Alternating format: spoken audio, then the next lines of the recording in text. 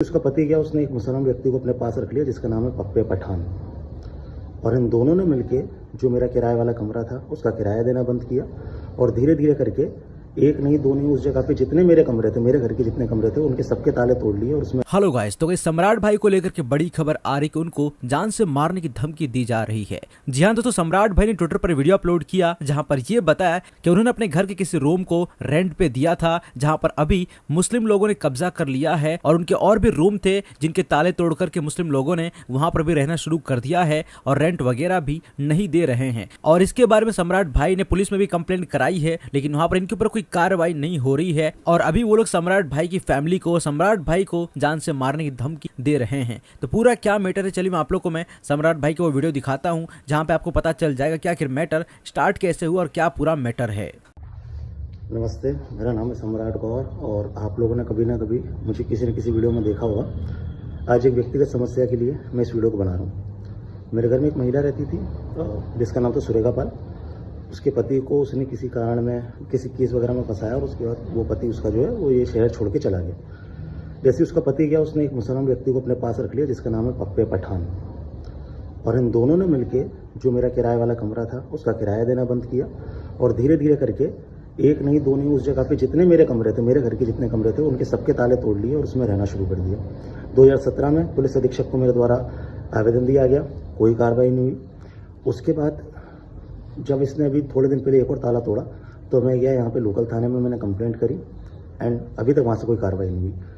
उन कमरों में बहुत गलत काम होते हैं जिसकी शिकायत मैं NCPCR में कर चुका हूँ और ये गोपनीय शिकायत होती है, लेकिन उसके बाद भी यहाँ का प्रशासन या बोला जाए यहाँ के कुछ लोग उससे मिले हुए थे जिसने उन्हें बता दिया कि इस तरीके की कंप्लेंट हो रही है और इसके ऊपर भी अभी तक कोई एक्शन नहीं हुआ।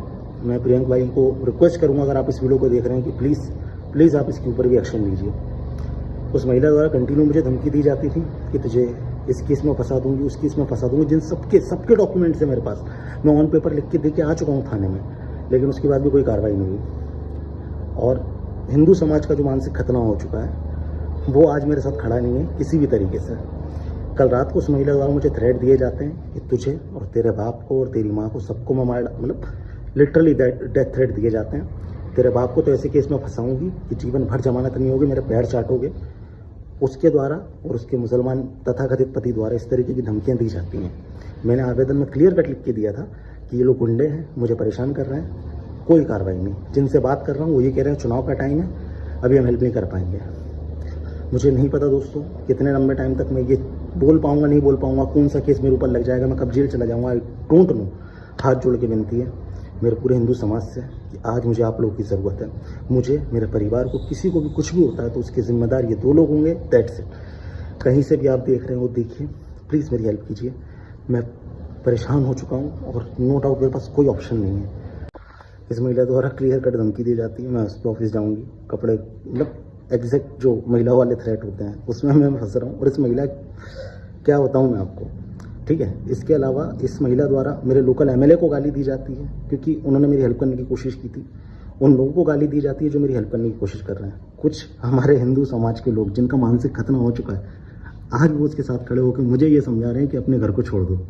बहुत सारे लोगों को ये चीज़ लग रही हो कि यार सम्राट भाई तुम ऐसी बात कर रहे हो, तुम तो बहुत, भाई परिवार पे जब बात आती है ना, नहीं बोल पाता इंसान। एक बार खुद सोचो, तुम्हारे घर में उसके कोई तुम्हारे माँ को, तुम्हारे बाप को कुछ करेगा तो तुम सहन कर लोगे, और वो भी ऐसा व्यक्ति जिसमें तुम्हारी कोई गलती नहीं, मतलब मेरी 1% गलती नहीं है इस चीज़ में। मैं पुलिस को पहले से आगाह कर रहा हूँ, पहले से रिक्वेस्ट कर रहा हूँ, लेकिन कोई भी चीज़ें नहीं होती हैं। लेकिन आज की डेट में मेरा ना साथ दे के दूसरे का साथ दिया जाता है। आज मुझे बोला जाता है कि अब देखो तुझे कैसे मैं धूल चटाता हूँ, कैसे धूल चटाती हूँ।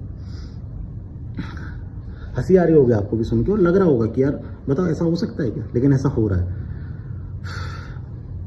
आज आप एक बार खुद सोचो, मैं हूँ अभी इस वीडियो को बना रहा हूँ तो मेरी कोई मदद कर नहीं रहा है। कल को मैं चला जाऊँ उसके बाद मेरी लोग मदद करेंगे, या मेरी गर्दन कटने के बाद मेरी लोग मदद करेंगे, या केस लगने के बाद बोलेंगे तू तो ऐसे ही था।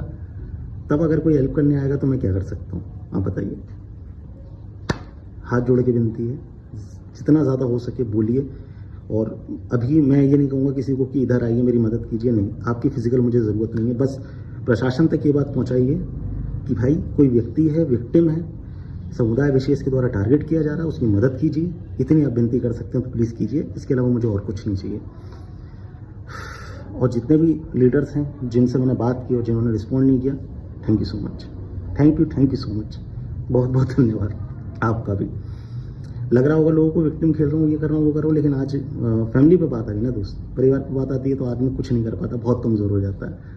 और मुसलमान के द्वारा कब्जा करने के बाद अगर मुझे अपना ही घर छोड़ना पड़े तो मेरी स्थिति भी आज उन कश्मीरी हिंदुओं जैसी है जैसी उनकी थी एक टाइम पर। बाकी मैं हिंदू समाज को जानता हूँ, वो मेरा साथ देगा और आपसे हाथ जोड़ के विनती है, दीजिए। इन दी एंड मेरे ऊपर प्रॉपर थ्रेट है, मेरे ऊपर प्रॉपर थ्रेट है, मेरे फैमिली के ऊपर प्रॉपर थ्रेट है।